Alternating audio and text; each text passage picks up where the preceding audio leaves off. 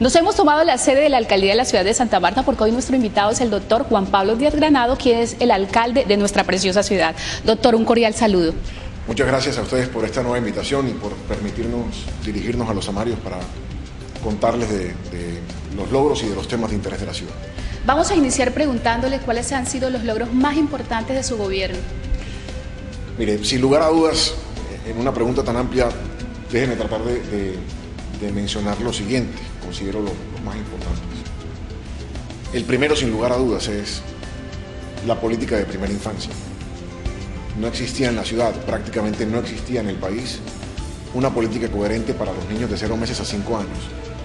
Haber tenido al presidente de la República de Colombia en un barrio estrato 1 como Timayuy, inaugurando el jardín infantil La Ciudad de la Alegría, pero además lanzando para todo el país la política pública de primera infancia que la Presidencia de la República está implementando, es un legado sin precedentes en la historia de la ciudad. Es la primera vez que un presidente viene, va a un barrio de estos, lanza una política pública, pero además reconoce el esfuerzo que la Alcaldía de Santa Marta ha hecho en el país, siendo pionera en ese campo. Lo segundo que quisiera resaltar es el desempeño fiscal de la ciudad. Cuando nosotros comenzamos el gobierno, Santa Marta ocupaba el puesto 866 del desempeño fiscal, que es una evaluación que hace Planeación Nacional, y éramos 1032 municipios, y éramos los 866. Hoy somos el municipio número 19 de 1032 por buen desempeño fiscal. Un tercer tema que quisiera resaltar como logro importante del gobierno es toda la política de movilidad pública, que hoy está en vía de traducción a través del Sistema Estratégico de Transporte, a través del TUS. El TUS hoy es una empresa constituida que inició trabajos, que inició su fase de ejecución y que en 4 años le va a mostrar a todos los samarios un transporte público mucho más eficiente, ambientalmente más responsable, mucho más amable, más económico, emulando un poco lo que está pasando en los Transmilenios en otras ciudades y modificando gran parte de los corredores viales de la ciudad. Un cuarto logro, el del colector pluvial Bastidas Mar Caribe. Haber logrado financiar en estos 4 años 50.000 millones de pesos para una obra que va a ser muy importante para toda la cara nororiental de la ciudad, desde el barrio Pescadito hasta el barrio Fundadores, para evitar el tema de inundaciones y el tema de aguas lluvias corriendo por las calles de la ciudad. Ese gran colector que se está construyendo actualmente, paralelo a la vía alterna al puerto, y que va a estar en ejecución plena durante mediados del año 2013. Es una de las obras más importantes de este gobierno.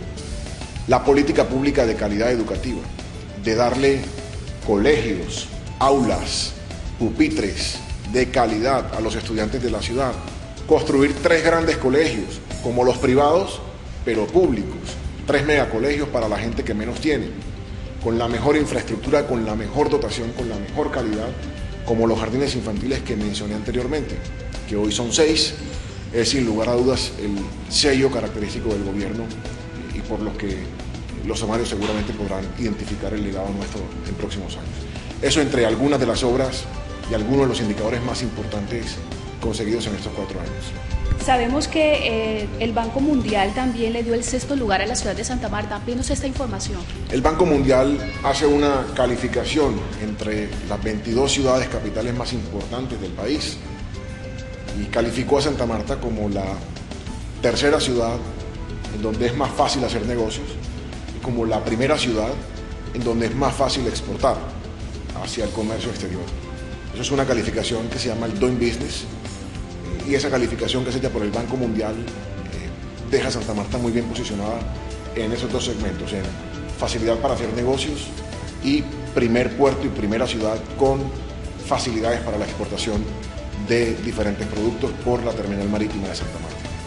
La Sociedad Colombiana de Arquitectos dice también declararon a Santa Marta una de las 8 ciudades en reconstrucción. Háblenos también sobre este tema. Sí, básicamente en el año 2010, a finales, se celebró en Medellín la 7ª Bienal de Arquitectura Iberoamericana. Santa Marta fue escogida como una de las 8 ciudades del país en transformación. Proyectos tan importantes como el Centro Histórico, como los jardines infantiles de La Paz y de Timayuy, como la construcción de los megacolegios,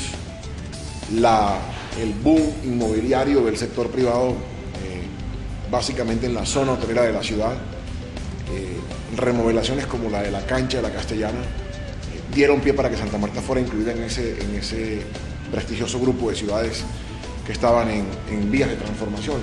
Proyectos que en ese momento estaban en dibujo, por ejemplo el Sistema Estratégico de Transporte, fueron también presentados en la Bienal y permitió que Santa Marta pudiera presentarse como una ciudad una ciudad intermedia, que estaba generando una dinámica inmobiliaria privada o de inversión pública muy importante. Claro que sí, muy interesante todo lo que usted nos está comentando.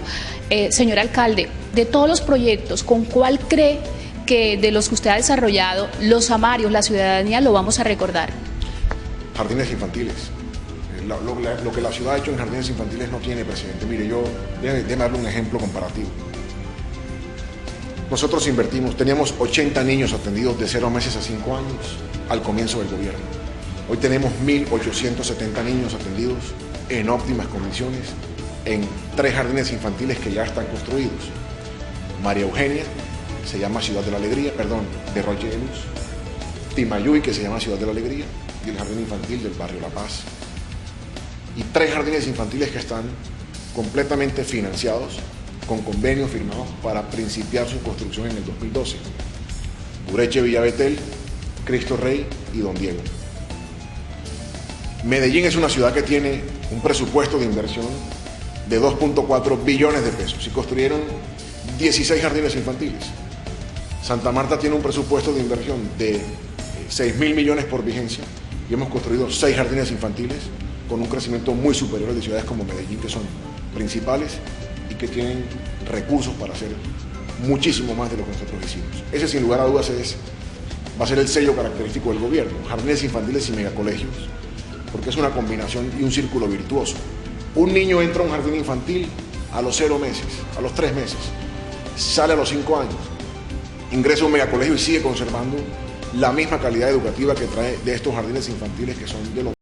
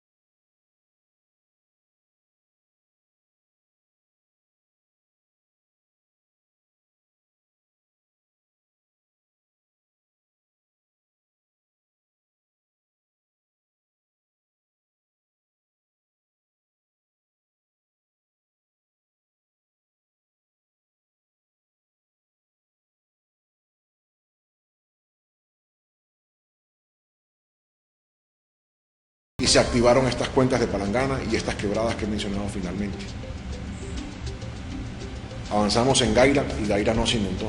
Gaira lleva 3 años sin conocer una inundación. Hemos hecho el mantenimiento periódico del río Gaira, hicimos unas obras de box culvert, desviamos la quebrada Bureche en Gaira. Al Pando se le hicieron unos trabajos muy importantes que ayudaron a que el Pando no volviera a presentar las inundaciones que presentaba habitualmente. A la Poza de Bastidas le hicimos lo propio. A la represa del barrio Fundadores hicimos lo propio.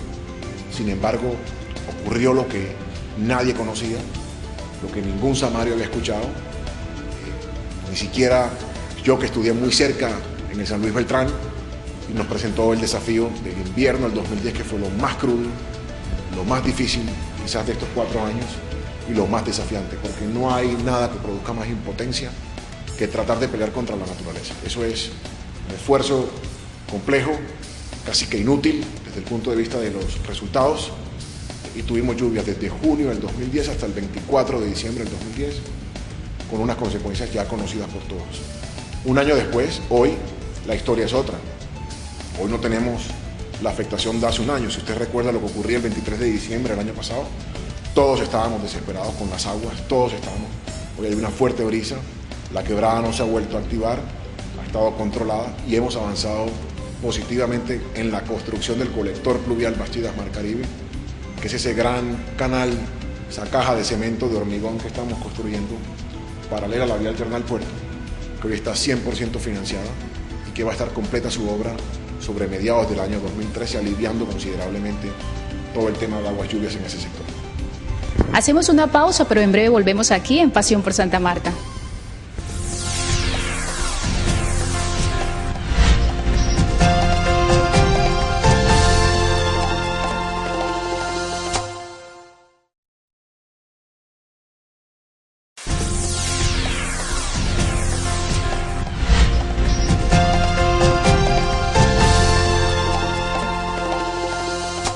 Gracias por continuar con nosotros. Les recuerdo que nuestro invitado de hoy es el doctor Juan Pablo Díaz Granado, alcalde de nuestra ciudad. Bueno, doctor, hemos hablado de tantas cosas tan importantes. Usted ha tocado unos puntos que son de tanta importancia para nuestra ciudad y de un conocimiento, yo diría que muy efectivo para los ciudadanos. ¿Por qué a toda esta información no se le dio una cobertura tan amplia, si es tan importante? A lo mejor tuvimos una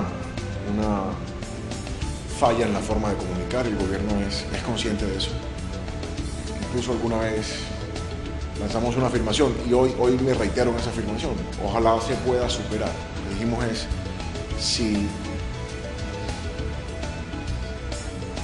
si alguien demuestra el día de hoy que en gobiernos anteriores se logró más inversión de lo que nosotros hemos hecho durante estos 4 años, yo me retiro de la política.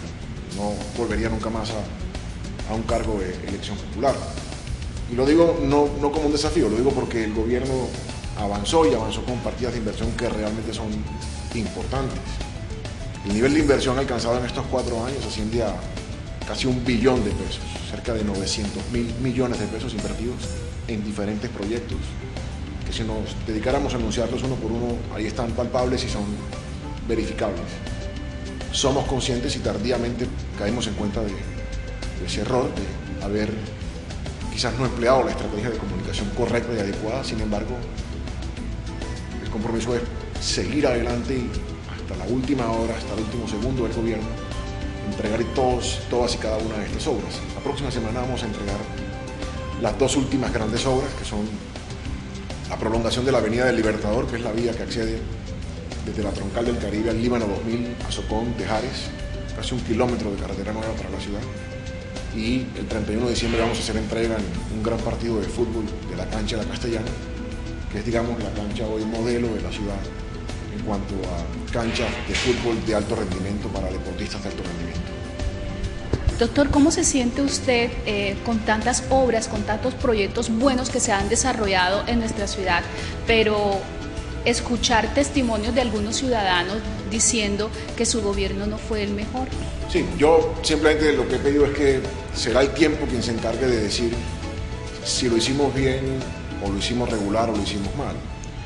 Por lo pronto, así como hay ciudadanos que lo afirman de esta manera, hay ciudadanos que lo agradecen y lo reconocen, comunidades como La Paz, el Líbano, Timayuy, Boulevard del Río, en fin, muchas que seguramente lo van a reconocer. Nosotros vamos por lo pronto, a dejar en un gran libro que entregaremos la semana entrante, cerca de 3.500 ejemplares, este compendio de obras de las que hemos hablado en la entrevista, que ahí están, palpable para toda la ciudadanía. Esperemos que el día de mañana el tiempo haga su trabajo. Nosotros nos equivocamos en la estrategia de comunicación y sin embargo el trabajo fue responsable, fue ético y en ese orden de ideas creo que los indicadores lo están demostrando.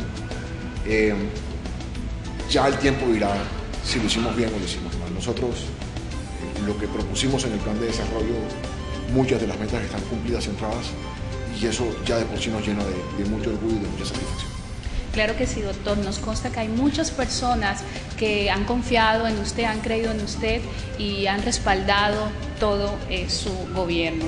Doctor, dentro de la problemática que se presentaron en su gobierno, ¿cuál fue la más sensible y cuál fue su propuesta para solucionarlo? La más sensible, sin lugar a dudas, sin temor a equivocarme, fue el invierno del año 2010. Es decir, el desafío de junio a diciembre del año 2010 y todo lo que generó la ola invernal. Que el invierno, el agua tiene más incidencia de lo que el común de la ciudadanía puede apreciar. Por ejemplo, el peor enemigo del asfalto o del concreto es el agua. Entonces, 6 meses de fuertes lluvias lo que hacen es que deterioran muy rápidamente la malla vial de la ciudad, la vuelven trizas en un segundo. La activación en el mapa de riesgos de quebradas u ojos de agua que la ciudad no conocía, como por ejemplo la quebrada de La Lata o la quebrada de Sansón o situaciones como esas. La impotencia de enviar un banco de maquinarias a que limpie un barrio completo, que cuesta una plata importante, para que 48 horas después con otro fuerte aguacero el barrio quede exactamente igual como si no hubiésemos hecho nada. Pero además la afectación en el sistema de alcantarillado, en el acueducto de la ciudad, además en el aseo de la ciudad, porque la ciudad, Santa Marta, tiene 2 caras. Una es la Santa Marta en verano y otra la Santa Marta en invierno, por el deterioro de la capa vegetal de la periferia y de los cerros. Eso afecta a la ciudad, la presenta muy mal. Además, altera muy rápidamente la opinión pública. Es decir, si a un barrio no se le retira rápidamente el lodo, lo que hay de respuesta es el bloqueo de la vía. Y hay una vía que es fundamental para la ciudad, que es la vía que accede al relleno sanitario de Palangana. Para que tenga una estadística, en el mes de noviembre del año pasado la vía fue cerrada 6 veces por espacios cercanos a 10 horas por cierre. Eso quiere decir que ningún carro de basura entra al relleno y ningún carro de basura sale del relleno. Y eso colapsa enseguida el sistema normal de recolección de basura. Sin lugar a dudas, el invierno fue, por lo dramático, por lo fuerte, por lo severo, y sin temor a equivocarme lo digo, el más fuerte en toda la historia de la ciudad, por lo menos en los últimos 100 años, como fue el más fuerte en todo el país. Y así como le cambió el rumbo a la agenda del presidente Santos, cambió el rumbo también que traíamos nosotros y distrajo la atención en un tema que, vuelvo a repetir, se vuelve en un momento determinado después de 6 meses de lluvia. Ya siente uno la impotencia de no poder responder y no poder pelear contra la naturaleza, porque es una pelea inútil, es una pelea perdida. Eso fue lo más duro, lo más desgastante en términos personales, políticos, logísticos y gubernativos. Desde cualquier punto de vista, quizás el episodio del invierno fue el más duro. Y luego también no puedo dejar de mencionar lo que ha sido las desmejoras en ciertas épocas de estos 4 años en un tema muy sensible que es el de la seguridad. 2009 fue el mejor año de Santa Marta en materia de seguridad en los últimos 12 años de la ciudad. Indicadores muy buenos, pero el 2011 ha sido un año muy malo. Entonces decir, por ejemplo, que el alcalde o el gobernador son los jefes de la policía, lo he dicho desde un principio, no es correcto. Eso es prácticamente un juramento a la bandera. Si yo fuera el jefe de policía, créame que lo último que quisiera es ver los indicadores como los hemos tenido en ciertas épocas de este año. Y si fuera el jefe de la policía, créame que el director de la policía en el Magdalena fuera el general Oscar Naranjo y me lo traería como director de la policía. Pero como yo no designo al coronel de policía, ni lo traigo, ni le otorgo los recursos ni nada, nos toca ser un poco más consecuentes con esa afirmación de la Constitución política. Y aunque ha habido esfuerzos conjuntos, ha habido estrategia, el ministro o los ministros que nos han tocado en estos 4 años, los 2 presidentes que nos han tocado en estos 4 años, han sido muy generosos con Santa Marta y nos han atendido en el tema de seguridad. Eso ha sido una de las dificultades también, si me preguntas en términos prácticos, cuáles han sido las 2 angustias de estos 4 años. Sin lugar a dudas, el invierno del año 2010, por lo que generó, por lo que afectó, y sin lugar a dudas, en ciertas épocas de estos 4 años, las desmejoras en el tema de seguridad. ¿Qué es lo que más lo enorgullece en todo este tiempo que usted ha estado al frente de la ciudad? La política de educación y el desempeño fiscal. Yo Es decir, quiero transmitir la importancia que tiene para una ciudad y para un gobierno que el presidente de la República del país venga a un barrio como Timayuy, que es un barrio de estrato 1, y venga un sábado a Timayuy, inaugura el jardín infantil, pero además celebra el acuerdo para la prosperidad en primera infancia, desde ahí diciéndole al país, la primera infancia debe ser como Santa Marta la ha construido en estos 4 años, y lo dijo literalmente el presidente de la República. Cuando uno recibe ese reconocimiento de la autoridad máxima del país, la ciudad debe sentirse halagada. La ciudad está entregándole a Colombia un producto que es tangible, que es los niños pueden ser tratados con ese nivel de calidad y dignidad. Y aunque eso es un tema políticamente no taquillero, porque los niños no votan, es un tema socialmente responsable. Y yo sí creo que a la vuelta de 20 años, si somos capaces de sostener ese modelo, esta ciudad tendrá mejor cultura ciudadana, porque no todo es culpa del alcalde. Nosotros hemos caído en el error categórico, y me incluyo, de pensar que si se cae un coco de una palmera en la ciudad es culpa del alcalde, y hay cosas que dependen también de la ciudadanía. Uno no se explica como, por ejemplo, no voy a excusar a nadie, pero no se explica uno como, por ejemplo, en el mismo barrio, en la misma manzana, uno encuentra media cuadra muy sucia y media cuadra muy limpia. Creo que la calidad de las personas que viven ahí en la misma cuadra dice mucho, y alguna vez afirmé esto y hoy me sostengo. Creo que la ciudad más limpia no es la que más se barre, sino la que menos se ensucia. Y en ese orden de ideas hay un componente de cultura ciudadana muy fuerte, y nosotros adolecemos de ese concepto. Todavía no lo tenemos integralmente desarrollado. Si somos capaces de tener mejores niños, mejor educación, idos a un megacolegio, estudiando bien, graduados seguramente a los 17 años, tendremos un ciudadano mucho más ejemplar y mucho más consciente del civismo que debe haber con la ciudad. Ese, sin lugar a dudas, es, en términos de la pregunta, el orgullo del gobierno. La característica principal del gobierno es esa política de primera infancia, haber construido esos 3 jardines infantiles, haber dejado financiado 3 jardines más y haber logrado que el país volcara sus ojos a la ciudad y que el presidente y la primera dama de la nación le digan al país: Santa Marta tiene un modelo de primera infancia que es el que queremos adoptar, y vamos a celebrar aquí un acuerdo todos para la primera infancia, que fue lo que ocurrió el 22 de octubre del 2011. Claro que sí, doctor. Señor alcalde, háblenos un poco sobre cómo mejoró el tema de endeudamiento de la ciudad. El tema de la ciudad tiene, en términos generales, tiene ruta fiscal claramente definida, y tiene un norte muy claro. Hay un solo tema que se lo hemos dicho al alcalde electo y se lo hemos expresado a la opinión pública, no de ahora, lo hemos venido diciendo desde el año 2008, al presidente Uribe en los consejos comunales, al presidente Santos en los acuerdos para la prosperidad, a los ministros de protección social que nos ha tocado trabajar con ellos, que es el tema de salud. El déficit del sector salud es un déficit estructural.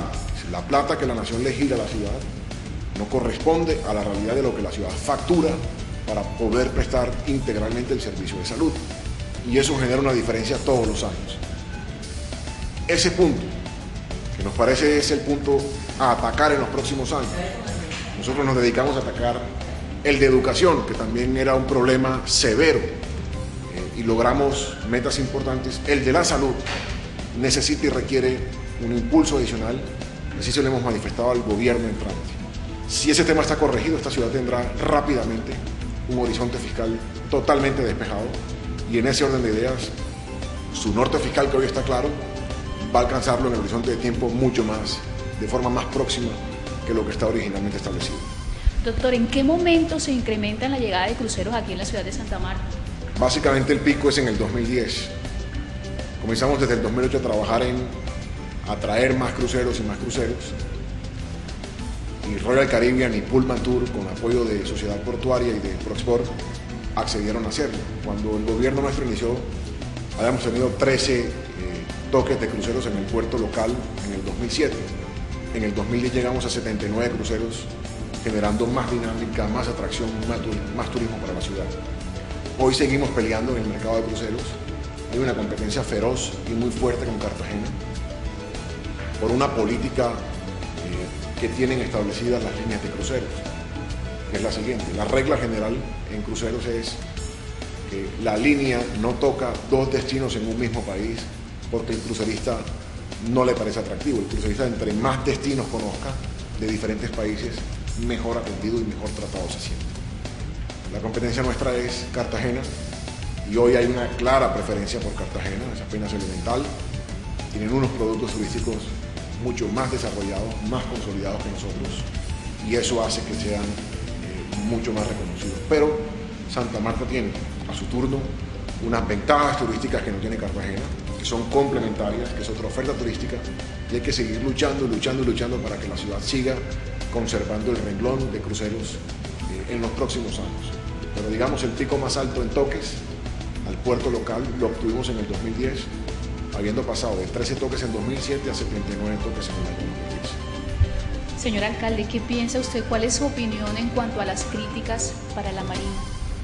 Mire, nosotros, y yo particularmente, estamos convencidos que es una convicción particular, personal, además estudiada como gobierno al momento de tomar una decisión, es de un respaldo total a la Marina internacional.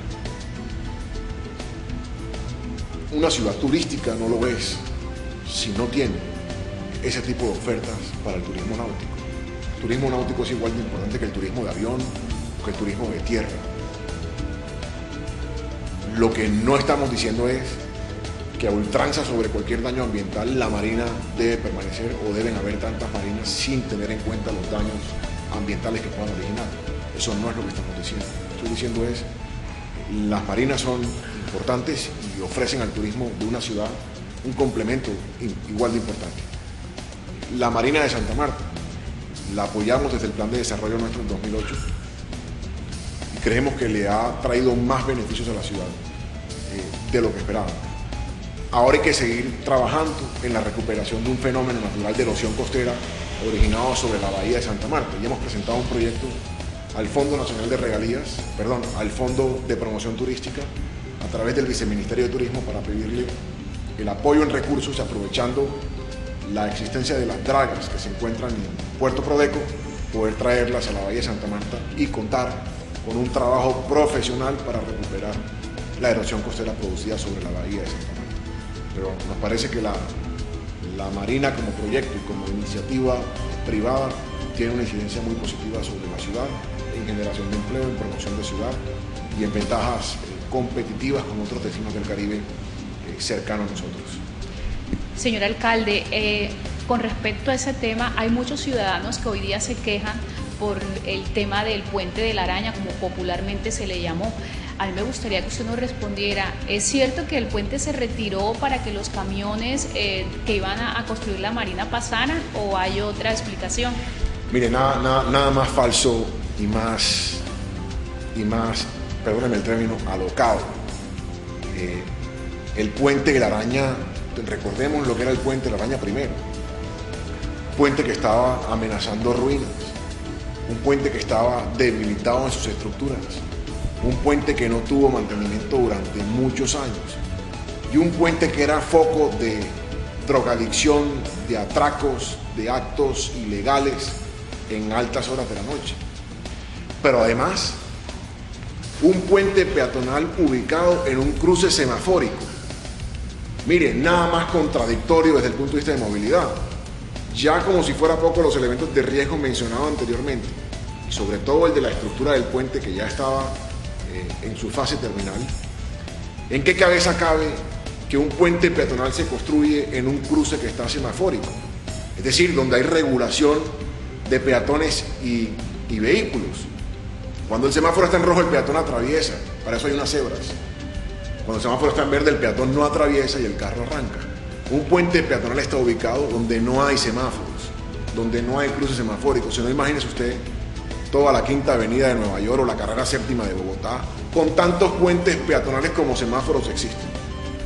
Ahora, la altura del Puente de la Araña en ese momento permitía que cualquier tipo de vehículo, un doble troque, una tractomula, una volqueta, un camión, lo que fuese, atravesara. La altura era totalmente superior a la famosa teoría de que el puente se tumbó para que unos carros pasaran con unas piedras. Además, porque la ruta autorizada para los camiones de la Marina no era la 22. era la vía alterna al puerto y desde el puerto hasta la zona de la Marina la carrera primera. Eso fue lo que autorizamos. Entonces, nada más descabellado en el análisis que pretender decir que el puente era un puente perfecto o era un puente transparente. El puente era un obstáculo para el conductor. El puente estaba en medio de un cruce semafórico. El puente amenazaba ruina. Y de eso nos dimos cuenta en 2 oportunidades. Por eso tomamos la decisión. Primero, cuando vino la Virreina Universal de la Belleza, Taliana Vargas, que hubo una gran caravana en la ciudad para recibirla, al puente se le montaron cerca de 600 personas.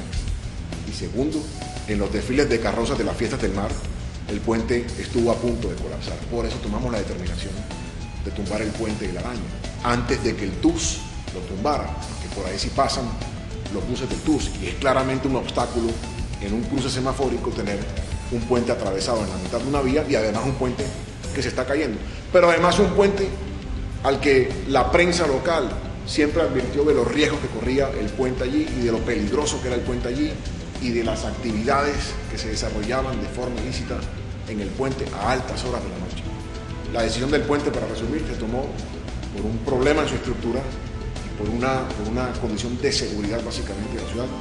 Nada más que por esa decisión se tomó la tumbada del puente de la Araña, y lo que sí hicimos fue regular los cruces semafóricos, pintar muy bien las cebras, delimitar por dónde debe pasar el peatón y de esa forma garantizar una seguridad para todos. Claro que sí, nos ha quedado claro y espero que a todos los televidentes también. ¿Se ha recuperado espacio público, doctor? Se ha recuperado espacio público, tenuemente, pero tengo que decirlo con la siguiente afirmación. El gobierno implementó una política que es la de la reconversión económica. Voy a dar 2 ejemplos muy distintos. Primer ejemplo, cuando nosotros llegamos al gobierno en el año 2008, y cualquiera de los que nos esté escuchando debe recordar esto, casi que en la puerta de la alcaldía habían 2 vendedores de pescado en sus carretillas, que hoy no están. Y no están porque llegamos con ellos a unos acuerdos de reconversión económica. El más palpable de estos ejemplos es los 4 vendedores que estuvieron durante 24 años en la esquina de la Gobernación, en la 16 con Primera. Hoy no están, y no están producto de un acuerdo de reconversión económica. Al igual que ellos, 73 vendedores del centro histórico, logramos avanzar con ellos en reconversión económica. Ahora, el problema social y la presión de la informalidad es desbordante. Y es un tema que se requiere creatividad, presupuesto para atenderlo, porque aquí no todo es el uso de la fuerza, aquí no todo es el bolillo y el gas lacrimógeno. Aquí se requiere darle a la gente alternativas de trabajo también desde el punto de vista formal. Esta política de reconversión económica nos mostró resultados. Son 73 vendedores que hoy no están en la zona de influencia del centro histórico. Hoy vemos una plaza de Bolívar más despejada de lo que hace 4 años teníamos.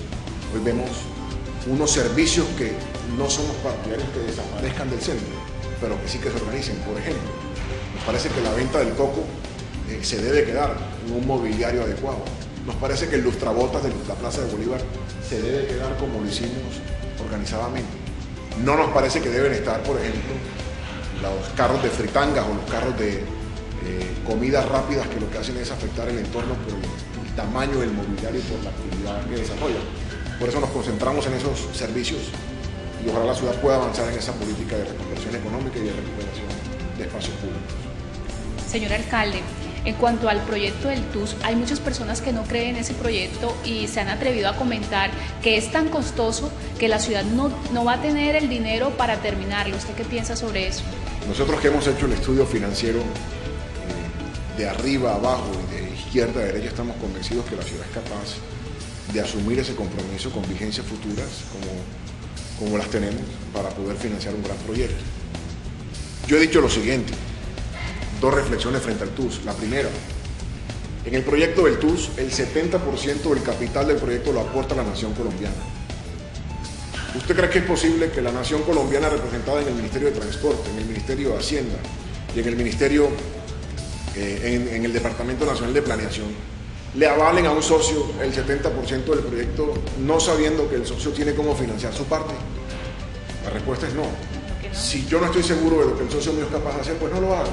Y la nación colombiana le dio calificación a la ciudad y autorización a la ciudad para poder proceder con ese convenio. Eso es una primera reflexión. La segunda reflexión que hago es la siguiente. Si nosotros queremos un buen transporte, unas buenas vías, unas buenas avenidas, una red del servicio público de transporte organizada y eficiente. Es un proyecto costoso, la ciudad tiene que apostarle a eso en el largo plazo, como lo hizo Bogotá, por ejemplo. Bogotá lleva 15 años construyendo troncales de Transmilenios y no paran. Ya llevan década y medio construyendo el Transmilenio. Santa Marta tiene que entender que estos proyectos se construyen en horizontes de tiempos muy largos y con financiaciones de vigencias futuras. Si yo voy a remodelar la casa y no tengo la plata, lo que hago es que voy a un banco, me endeudo con el banco, pero contra un ingreso cierto y atiendo mis cuotas mensuales de mi crédito, pero remodelo mi casa y logro mi casa, pero tengo que seguir pagando mi crédito en el banco por haber remodelado. A este proyecto le pasa exactamente igual. La ciudad tiene capacidad financiera, de otra forma el gobierno nacional no estuviera aportando el 70% del proyecto. Y la ciudad tiene el derecho, todos los ciudadanos tenemos el derecho de tener un mejor transporte público, porque lo que tenemos hoy es un modelo que en su momento fue muy bueno, pero que hoy, para nadie es un secreto, hizo crisis. Entonces, no es posible que sigamos comparándonos con Barranquilla, con Cartagena o con Bucaramanga. Cada vez que vamos allá decimos qué lindo el Metro Plus, o qué lindo el Transmetro, o qué lindo el Transmilenio, y por qué en Santa Marta no hay de esto. Entonces, uno no puede, para resumir, matar al tigre y salir corriendo al cuero. Y lo que hemos hecho es dejar a la ciudad un proyecto de largo plazo, responsablemente financiado, con socios no vergonzantes de por medio, como lo es el gobierno nacional, y explicar abiertamente a donde se nos ha invitado y a donde se nos ha dicho en qué consiste el proyecto y cuál es el impacto que el proyecto va a tener en próximos años en la ciudad y en la calidad de vida de todos nosotros. ¿Qué proyectos o qué cosas quiso realizar en su gobierno pero no se pudo y por qué? Muchas porque la ciudad tiene una limitación fiscal muy fuerte. El estar en ley 550 coloca unas imposiciones que es tomar parte del presupuesto que es de inversión social y llevarlo a pagar deudas originadas en años anteriores. Eso limita en una ciudad que tiene tanta necesidad y tanta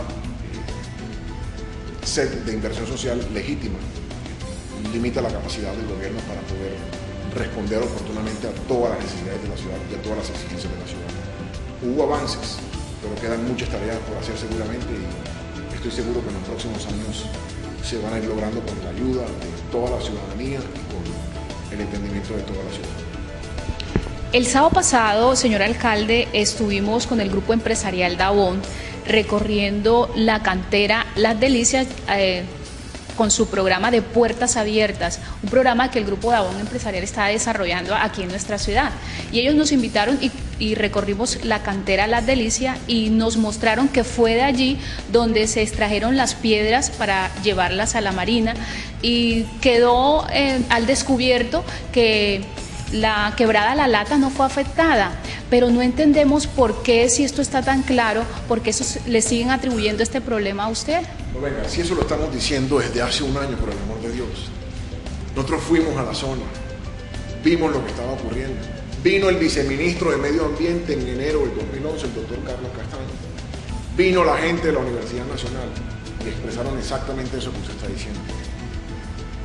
Había que ser ciego para no entender que la cantidad de agua que cayó en la cuenca de Palangana en el año pasado superó, de hecho, no tenía antecedentes. Es que déjeme decir algo adicional. La estadística del IDEAM decía que sobre la cuenca de Palangana, donde está la quebrada, Sansón, La Lata, en un año caían 600 milímetros de agua. Esa era la estadística de la cuenca de Palangana. Y uno cuando iba para Vallaconcha veía ese cerro rojo. El Trupillo era lo que crecía ahí. Ahí no había vegetación de ninguna clase, eran ladrilleras las que había en ese sitio. El año pasado cayeron 3.800 milímetros de agua en la cuenca de Palangana. Y lo que era rojo terminó siendo un gran bosque seco, verde, frondoso. Y lo que no existían se terminó activando, que son estos ojos de aguas, quebrada Sansón, quebrada La Lata y demás. Y comenzaron a circular entonces una serie de versiones de una cantera, que es la que usted menciona, que está en ese sitio desde el año 2006 y que está extrayendo material desde el año 2006.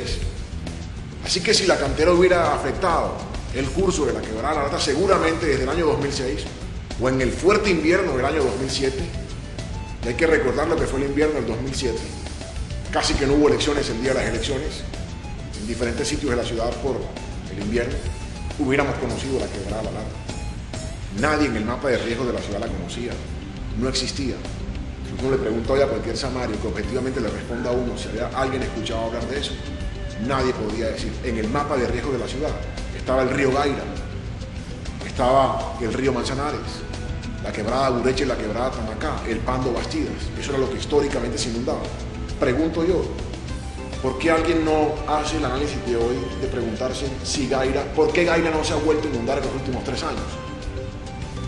Por un trabajo que este gobierno responsablemente hizo en 2008 y 2009 y gracias a Dios ha dado los resultados que esperábamos y Gaira no ha vuelto a sufrir. ¿Por qué el Pando no se ha vuelto a inundar ni con el invierno del 2010 que fue el más fuerte en la historia de la ciudad? Por el trabajo que se hizo en el Pando y en la 30 para poder conectar el box del Pando al río Manzanares. ¿Por qué Bastidas no sufrió tanto como en el 2007? Por el trabajo de dragado que se hizo a la poza de Bastidas. Y esos eran los puntos de riesgo. Nos concentramos en ellos desde el 2008. Surge entonces el invierno del 2010, de junio hasta el 24 de diciembre. Hace un año hoy atrás, toda la ciudad estaba mojada, toda la ciudad estaba, y el gobierno completamente desgastado porque ya no habían recursos. No existía el programa de Colombia Humanitaria. Colombia Humanitaria se creó cuando se inundó Bogotá en enero del 2011. No teníamos capacidad de respuesta. Y nos apareció un problema, que es el de la cuenca de Palangana por saturación de agua, en donde el suelo lloraba agua. Y uno iba a la fosa de Moneri, como se le conoce, y salían las burbujas. Y uno iba a la represa de los fundadores y salía el agua del subsuelo. Y todo eso que intentamos comunicar en un problema que por primera vez aparecía en la ciudad, que era el de la lata. Entonces por primera vez se estudiaba la solución, generó el desgaste que generó y todavía hoy una percepción, y a raíz de esa percepción una serie de, permítame el término, de leyendas urbanas. Entonces, que las piedras de la Marina, que están ahí desde el 2006, que una cantera, que esto y aquello, y resulta que lo que los expertos estaban diciendo, viceministro de Medio Ambiente, Universidad Nacional, que era saturación del suelo por no poder absorber más agua y estar devolviéndola hacia afuera, era la teoría menos creíble. Hoy, mi pregunta es, ¿por qué hoy no tenemos el problema de la quebrada La Lata? Si el problema es la cantera, si el problema eran las piedras, si el problema era el daño ambiental, ¿por qué hoy, un año después, no tenemos el problema de la quebrada La Lata? La respuesta se la doy sinceramente, porque hoy no hemos tenido, gracias a Dios y a la Virgen, el nivel de precipitaciones de lluvias que tuvimos el año pasado. Estamos llegando a 1.100 milímetros este año, versus 3.800 milímetros del año pasado en ese mismo sitio. Entonces, hoy, claro, el gobierno quedó afectado, desgastado, con un tema y una sensación colectiva de la quebrada La Lata, y la respuesta del gobierno ha sido sincera desde el año 2008. La respuesta en la que nos concentramos fue el colector pluvial Bastidas Mar Caribe, ese gran canal que va desde Sociedad Portuaria hasta el barrio Fundadores y que hoy, gracias a Dios, este gobierno logró dejar financiado con 50.000 millones de pesos. Hoy uno va a la vía alterna al puerto y ve 4 frentes de obras trabajando al lado de la vía. Esos trabajos lo que procuran es que toda el agua lluvia que baja de Bastidas, de Fundadores, de Chimila, se encaucen en ese gran canal, de forma responsable se llevan al Mar Caribe en un gran tubo de cemento o en un río artificial de casi 9 kilómetros de distancia. En otras palabras, lo que es el río Manzanares, naturalmente para el centro de la ciudad, es el colector pluvial Bastidas Mar Caribe, de forma artificial para el norte de la ciudad. Esa fue la respuesta en la que nos concentramos, sin tener previsto en el mapa de riesgo esta actividad. Por eso, desde hace un año estamos diciendo, hay que ser un poco más responsables con la afirmación, hay que entender que todo el país estaba bajo el agua. Y claro, el nivel de intolerancia o de insatisfacción o lo que se quiera denominar o de endosarle al gobierno toda la responsabilidad quizás nos lleva a ese tipo de análisis, dejando de observar circunstancias, por ejemplo, como esta. La capital de la República, por Dios, estuvo bajo agua. El aeropuerto más importante del país, El Dorado, estuvo inundado bajo agua. Los barrios más exclusivos de Bogotá estuvieron bajo el agua. Nosotros sufrimos el invierno también y el gobierno se afectó severamente en su imagen, severamente en su estructura. Y con ese reto, por eso dije hace un rato, lo más difícil de estos 4 años fue el invierno del segundo semestre de 2010, porque habiéndonos concentrado en solucionar lo que habitualmente se inundaba, esto que no existía, nos brincó la liebre por donde menos lo esperábamos. Pero gracias a Dios pudimos responder con una solución y gracias a Dios no se ha vuelto a presentar en este año el fenómeno que hace un año atrás teníamos.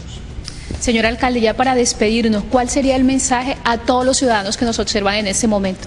El mensaje es: el gobierno nuestro durante estos 4 años se dedicó a trabajar arduamente y de forma decidida por mejorar algunos indicadores en la ciudad y por avanzar en la política social de la ciudad. Hay logros tangibles, hay indicadores muy positivos, hay reconocimientos a la ciudad de forma positiva. Toda nuestra gratitud para con la ciudadanía, para con quienes trabajaron hombro a hombro con el gobierno durante estos 4 años. Todos nuestros mejores deseos en esta época de Navidad, noche del 24 de diciembre, y todos nuestros mejores deseos en el año 2012. Señor alcalde, gracias por el tiempo que nos ha brindado, de verdad estamos muy a gusto, fue muy grato compartir este espacio con usted, le deseamos lo mejor a usted y a su familia en esta Navidad. A ustedes, como siempre, un fuerte abrazo, toda nuestra gratitud por permitirnos este espacio y contarle a los televidentes nuestras angustias, nuestros logros y nuestros retos, y por dejarnos llegar a tantos hogares a contar esta experiencia vivida durante estos 4 años. Gracias una vez más, señor alcalde. A ustedes también gracias por su tiempo. Recuerden que todo lo bueno, todo lo que sucede aquí en la ciudad de Santa Marta, usted lo puede ver aquí en Pasión por Santa Marta. Si quiere ver nuevamente esta entrevista, puede entrar a www.pasionporsantamarta.com.